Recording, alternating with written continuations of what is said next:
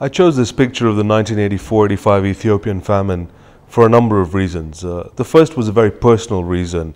My father covered this famine as a photojournalist in 1984. In fact, it was his pictures that were the first pictures that went out from Ethiopia in 1984 that started the whole movement of Live Aid, Band Aid, USA for Africa. So I have a very personal connection to this event. This picture and others like it from that time really highlighted and touched people because of one main factor, the pride and the dignity of the Ethiopian people that were faced with this enormous catastrophe. Now take this picture for example.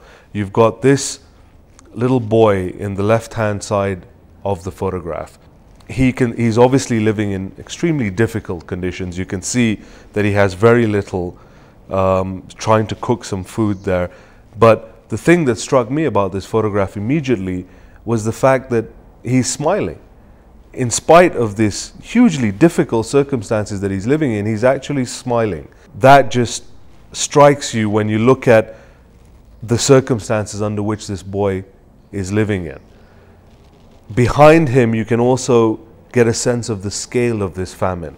You look at the hundreds of people and the hundreds of tents, which were a makeshift famine camp behind him, and you can get an idea of how many people were affected by this catastrophe.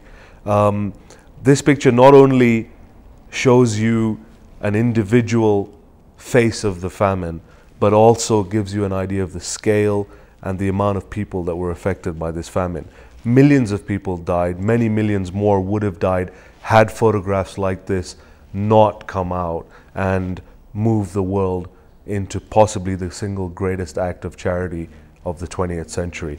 And this is what is so powerful about this photograph. Photographs like this one truly changed history. They changed the world.